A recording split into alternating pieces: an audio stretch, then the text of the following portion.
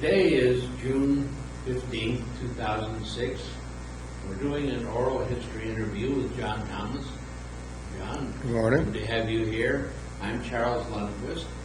We'd like to start out by letting you tell us a little bit about where you spent your boyhood, where you went to school, and how you got into the space program. Good. Start out doing that. Sure. Well, I'm almost 100% native Huntsville. I was born in Limestone County, near where the Browns Ferry nuclear power plant is at this time. We moved from there to Huntsville on Redstone Arsenal before it became Redstone Arsenal in 1939, and we lived there for quite some time. Moved back to Limestone County and moved back here in the early 1940s, and I lived here most all the time since then. I went to school at Madison Junior High School, grammar school, and junior high. I graduated from Butler High School along with my wife in 1956, and after Butler I went to Auburn University, graduated with a BS degree in mechanical engineering. What year was that? 1960. I came back to Huntsville and worked for ABMA in field service on the Pershing and Redstone missiles for a year and a half until December of 1961, and began a career with NASA in December of that year. Static testing H-1 engines, this first stage Saturn engine. From then I went to the engine project office, then to Apollo applications, which evolved into Skylab. Spent the whole time on that program. Essentially came in on the ground floor with Space Lab and finished off the first 3 flights with that one. Then from there I was headed up the accident analysis panel for Challenger accident in support of the Presidential Commission. After that I headed up an independent redesign of the solid rocket motor that failed on Challenger. And then I left NASA, retired from NASA, and went to work for Lockheed at that time as the site director for Kennedy Space Center launch operations, launching the shuttle. Stayed there for a couple of years, was transferred back to Iuka, Mississippi to head up the advanced solid rocket motor program that was eventually canceled by Congress. I then went with Lockheed Martin and won a contract to support the Stennis Space Center Technical Services and Testing, and retired from there in 1998. Since that time, I've been a private consultant with Lee and Associates for about 5 years now. Well, that's a very good synopsis of your career. Why don't we go back to Skylab? Tell us a little more about what you did with Skylab. Well, Lee Balloon was the engine project manager right before the Apollo applications, and then he became the director of Apollo applications, which at that time was the predecessor to Skylab, and it was what was called the wet workshop. It was launching an S-4B with the 3rd stage of the Saturn, using it as a propulsive stage, and after achieving orbit, it was retrofitted into a workshop, a very rudimentary space station. But as it evolved, it became the Skylab, and then we flew 3 very, very successful missions. Became a dry workshop. It did, yes. Why don't you say a word or two about how that happened? Well, it came to pass in a meeting on the 10th floor of 4200 late one evening, when George Miller, who was associate administrator for manned spaceflight at the time, he proposed that we go from the wet workshop to the dry workshop, and drew it up on an easel-mounted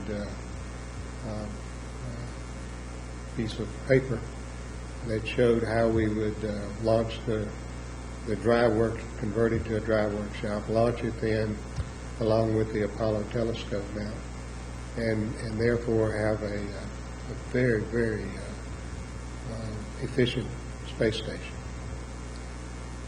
My activity in Skylab was a subsystem engineer in the system engineering office that was headed up by George Hardy. There were 3 people that started that office, and it evolved into, and I was with that office for the duration from 1966 until early 1973. And we did the subsystem structures work. I was then responsible for flight crew equipment, identifying all of that with the flight crew in Houston. All the equipment, flight crew type equipment, the EVA stuff,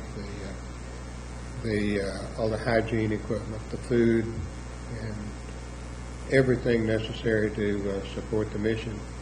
I went to the Cape, and we then installed it into the orbital workshop, and multiple docking adapter, and then I left the Cape and went to Houston as a senior marshal rep in the Flight Control Center there for all the flights at Skylab. And then when the third one came in, we came back to Huntsville.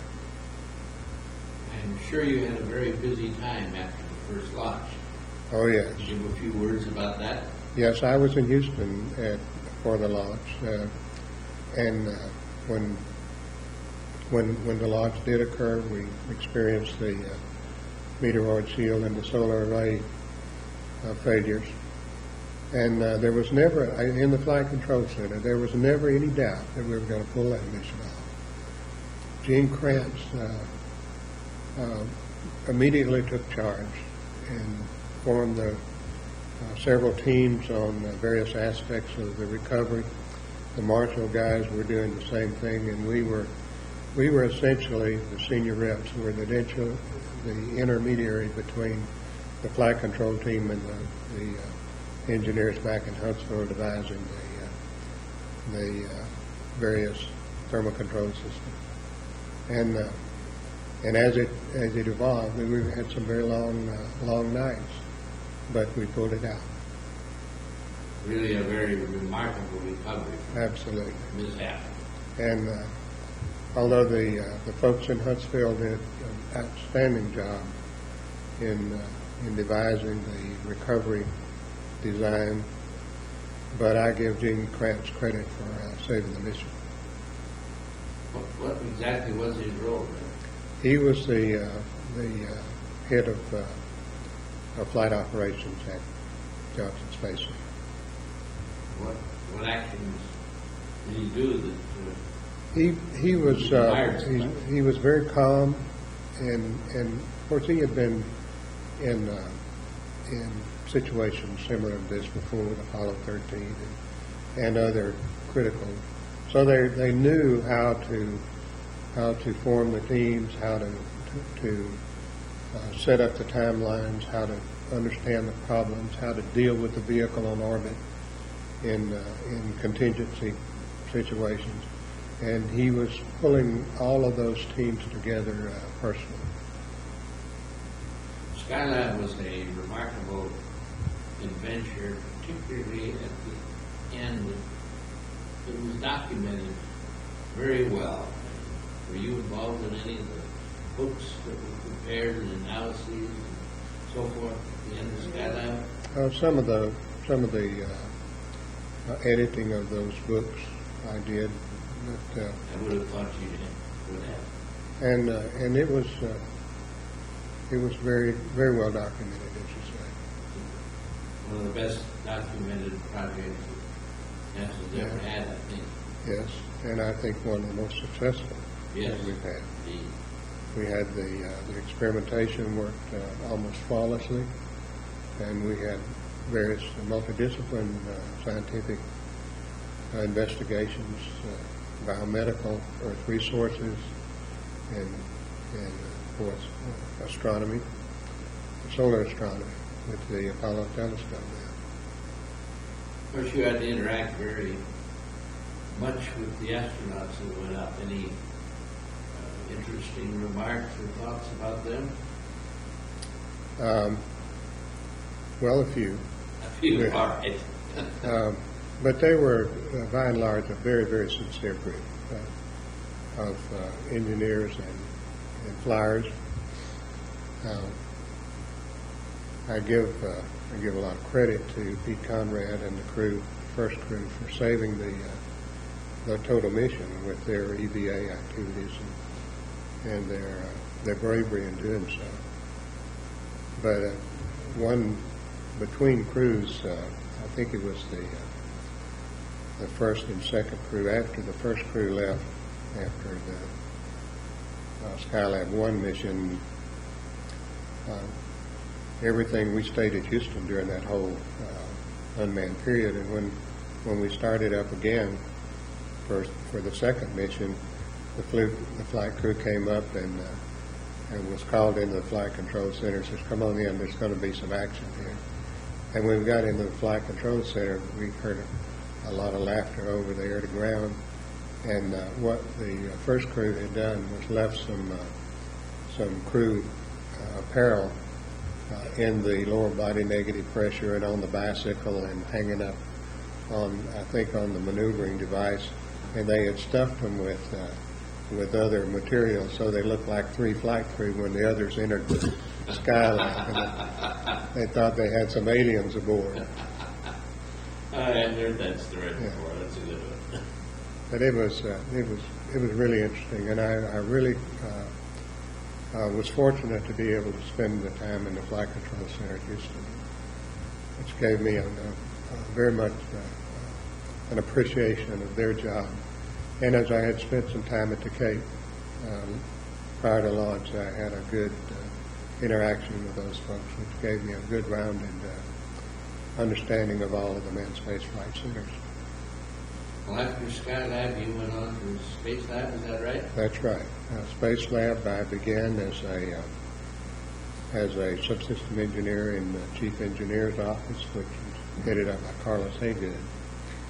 Following that, I went over into the S&E organization, Science and Engineering Organization, and headed up a system engineering group, about 100 people on the Space Lab.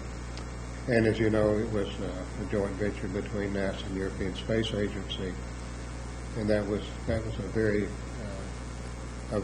good educational process of dealing with the international partners now with the space station. And I think that got them started with the endeavor to be a partner with the space station. After the system engineering, I became chief engineer for Space Lab. I was deputy manager and then finally program manager for Space Lab. You say a little more about the interaction with the Europeans on getting that whole project off the ground and going. I know it was a challenge to pull things together over an ocean. Yes, it was. And it was particularly amplified in difficulty by the way the Europeans planned and executed their programs. They had all of the member nations within the European Space Agency. They determined the program goals and objectives, and then each one of the member nations would propose what part of that program they would like to be involved in. And in Space Lab, there were 12 countries, as I recall, involved. One would do the structure, like that was the Italians. The Germans were the integrators, and they also supplied the environmental control system. And the center for that work was in Noordwijk in Holland, in the Netherlands. So we spent quite a bit of time over there. But getting back to how they did the program, each one of the nations, after it was determined what product they were going to produce as part of the overall goals of the program, they would then make that kind of contribution in funding for that program. But in return, they had to receive that much work in the program dollar-wise, or in that case, accounting units, which is a normalized version of the European economies. So that made it kind of difficult on the integration of those folks. And Erno, which is the prime in Germany, did an excellent job of pulling all of those together. But it took a lot of coaxing on the NASA part to make them understand how it is that you do a system engineering and integration role, how to do design reviews, and how to provide all the documentation that's necessary to assure mission success. That was a very interesting. You could not be aggressive in helping them. You had to be more or less in the background, making suggestions on this is a different way to do it or a way to do it. They were very reluctant to accept any direction. Who was the lead person in Europe that you interfaced with? The project manager was Heinz Stuber. He was their most project manager essentially all the time. And they had a project office that was made up of many nationalities, from Great Britain to who had the structure subsystem engineer was from there. The program control guy was from the Netherlands. So it was a different set of people. Well, after that very successful program, it was also very successful. Certainly was. Then you moved on to what? Well, it was a downer for NASA at that time. I was from program manager of Space Lab. I assumed additional roles as special projects office manager, which had the tethered satellite and the interim upper stage and the transfer stage and several other small projects there. I had both of those. Space Lab and all of those under my direction. And we were flying. I had been in that position for just a short while, and that was in 1986 when the shuttle went in, Challenger. Can you say a few words about the Tether project? That was an interesting one that I don't believe any of our previous interviewees have said anything about. Maybe we should get something on the record. Well, I was on the very front end of that program, and Jim Sisson, who has retired also from NASA, was the project manager. It seemed like a very interesting, challenging physics program, and in fact it turned out to be that. And as it worked out, it could have been, except for some one minor glitch, I think, in the tether braking system or reel system, could have been a very successful demonstration of that capability. Well, then you were involved in the recovery from the accident. Well, yes, I was. That was surely a traumatic thing. It was. I was in the HOSC at the time of the accident. One of the payload for Challenger was one of the TDRS satellites, and the TDRS satellite used an interim upper stage to boost it into its final orbit. So that was under my control. So I was in the House Control Center supporting the launch. And when it went in, shortly thereafter, I was involved in the team to clear the IUS and in fact the TDRS from any implications of in the accident. And there was some thought at the outset that the IUS had exploded internal to the orbiter bay, but it didn't take us very long to discount that. And I then, after the other part of the investigation was going on, and the Presidential Commission was being formed, but I then was back in my office, and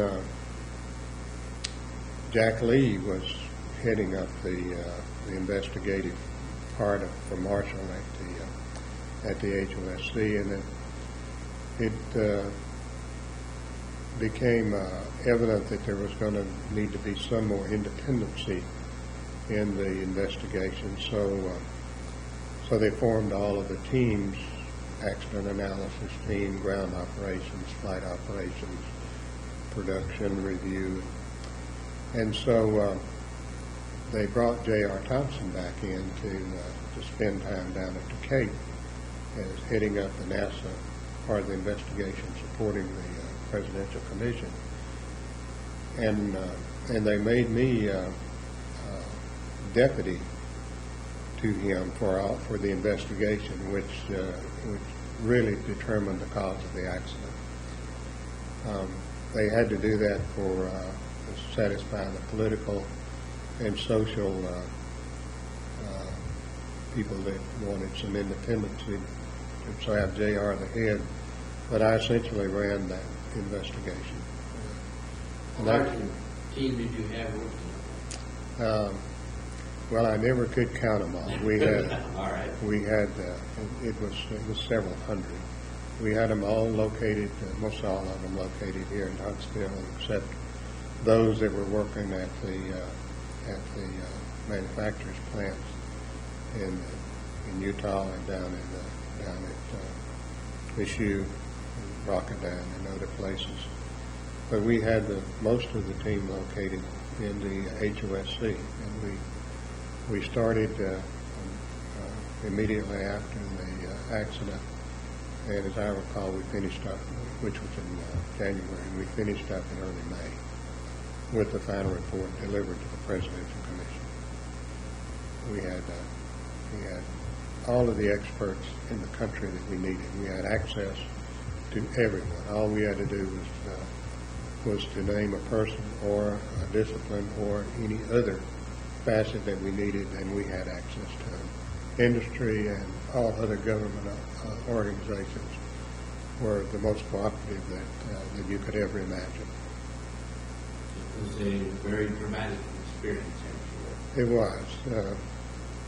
I'm sure there were many like me that had a tremendous amount of pride in NASA and what we were doing. And that was a tremendous blow to not only our ego, but to our respect for our abilities and our organization. I don't believe that NASA has ever recovered the degree of esprit de corps that was prevalent at that time. And it was not arrogance. It was a true belief that we could do anything. Well, after the investigation was over, there was then the recovery and the redesign and so forth. Right. What was your role with all that? Well, the agency decided that we were going to have a true independent NASA-led design, independent from the standpoint of Dicol redesigning the solid rocket motor. So I headed up a group of NASA and contractor people other than Dicol to do an independent redesign to solve the problems they were experienced with the field joint on the booster, on the motor. And we would then let Dicol do a parallel design. And so as we did our own design, we eventually melded the two together, and I headed up the team for both the Dicol and the NASA redesign, and I was involved in that from May until we launched the second flight, when I actually moved to Utah and spent almost a year there in redesigning and testing the fixes to the motor. And from there, when we shipped the first 2 flight sets to the Cape, I went to KSC and led the stacking of the first 2 flight sets for return to flight in 1988. And that was it went very successfully. yes. We had a lot of oversight too in the redesign. We had a panel from the National Research Council that had very, very experienced and highly talented people that was reviewing our work.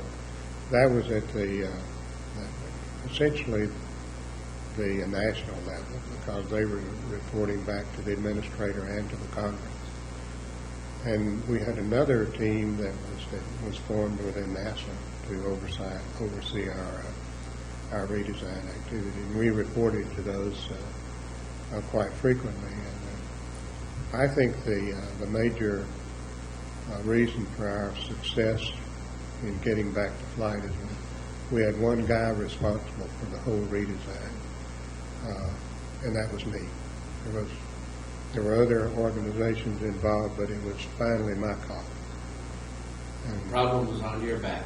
It was, and that Congratulate you on the way you handled it. Thank you. It was there were some sweaty nights involved, but it worked out very well, and we had an excellent team. That's not to insinuate at all that I did all the work. We had some excellent people in that redesign. And Thiokol did a good job after they got their act together. Well, when that was all over, what was your next challenge? Well, I was while I was off doing all that, they had filled my job in Space Lab and Special Projects, so I was on staff to JR, the center director at that time, doing special tasks for him, and one of the first flights, return to flights, came back with the shuttle towel severely damaged, and I headed up a team to determine what caused that damage. And shortly thereafter, I left NASA. I felt like that anything after the last 2 assignments would be anticlimactic. I dare say. So I had spent some time at the Cape launching with the first 2 flight sets, and I got really interested in launch operations. And Lockheed was searching for a site director, so I talked to them and went to work for them and stayed there almost 2 years as site director. I had responsibility for all the preparations for launch of the shuttle, the motor, the booster, the tank, and all the recovery operations. Big package of jobs. Big jobs, and it went well. I think you're very proud of that, having done well.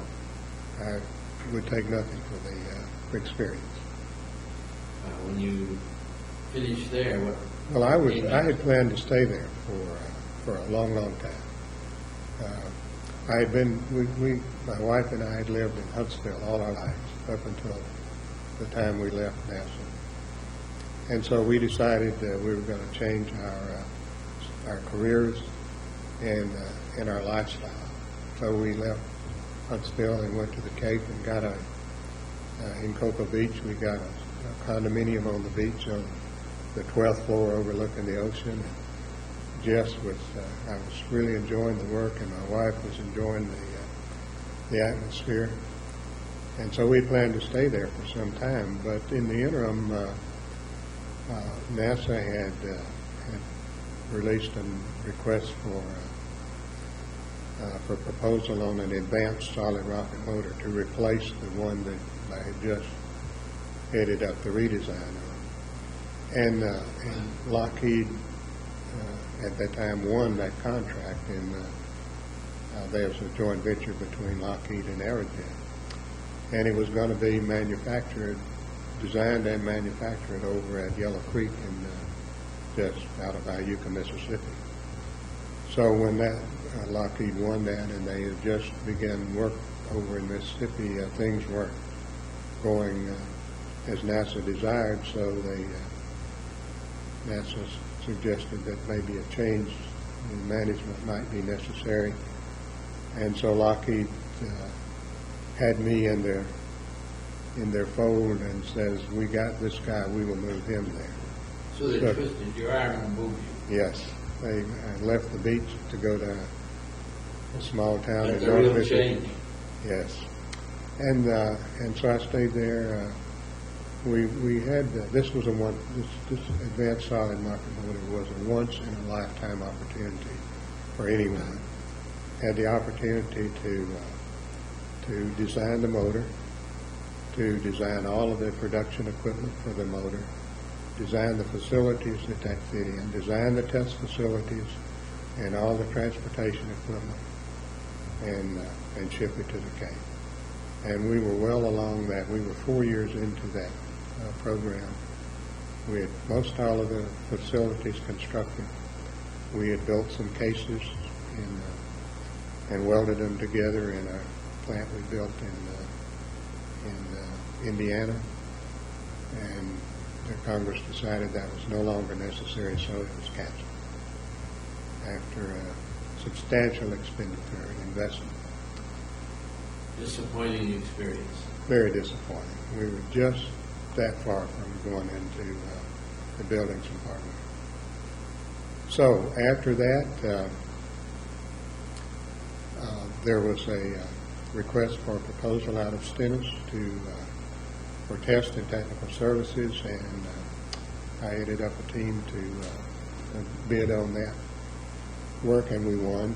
So I spent 4 years there as vice president and general manager for that 600-person organization that supported not only the testing at Stennis, but their accounting system, their earth resources, and is widely known. Stennis has a lot of federal agencies on site with the Navy, their oceanographic work, USGS, many others, and we've supported them as well. It was a unique experience. So then I says, why am I working and retired again? And moved back to Well, we stayed on the. We actually had a nice living arrangement. We lived at a place called Diamond Head, Mississippi, which is just off Interstate 10, and it was started out as a retirement community, but was evolved into just a nice community around 2 18-hole golf courses, and we had a airport on site in the development, plus Stennis International was just a little ways away. And so when I retired, I wanted something to keep my mind occupied, so I bought an airplane and got a private pilot's license and an instrument rating. And so I had the airports quite convenient, and the golf courses, and so we stayed there 4 more years after that. Enjoying yourself from the south. Very much, very much. And then I started during that 4-year period, Jack Lee contacted me about helping the Marshall Space Flight Center with some work that was ongoing at Stennis on the fast track engine. And so that's how I got started in the consulting role with Jack. And you're still consulting. And still doing so. And enjoying it. You get to play any golf these days? Oh, yes. A couple of times a week. Do you still have your airplane? No, I had to sell the airplane because the federal aviation don't like people that have had renal artery problems. But I'm okay. Still have your license? I just got my medical certification re-upped 2 days ago. Congratulations. Thank you. Are there any thoughts you'd like to leave for posterity or for the new people that are coming along and trying to repeat the trip to the moon and so forth? This is a chance to leave some advice for them. You don't have to. Sure. Well, I'm consulting with some of the people that now have the job for going back to the moon, and there are some very talented people doing that. They have a management scheme that is set up now to, as was recently reiterated by the deputy administrator out at Marshall this past week, on goals and missions and how to go about doing it. But the one thing that those talented people lack is the experience in building hardware and integrating multifaceted programs. And they have asked many of us that have been through that role many times to come back and give them some advice and review some of their plans and procedures and management techniques, and we're doing that. And it is rewarding to be able to pass that information on. But it's at the journeyman level. Are you optimistic it's going to work? Well, it's my view, and I have made this known to others, my view is the way they have the architecture set up, it has been refined, and every iteration has been a little bit better, and I think they've got one now that'll work.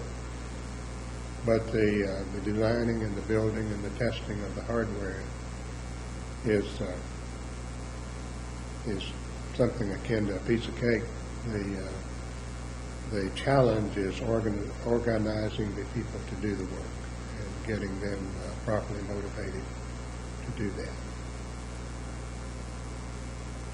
Let's hope it'll happen that way. Oh, it will. I'm glad you're optimistic. Yes. Any final thoughts you'd like to leave?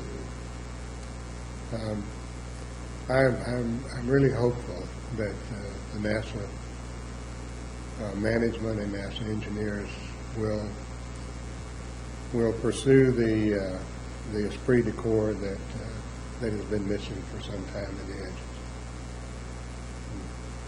and get back into the mode of high confidence. Well, that's very good advice. We surely thank you for coming in today, sharing your experience with us and with the world through the online version of this. I hope it. And thank you very much. Yes, sir. And I hope it works well.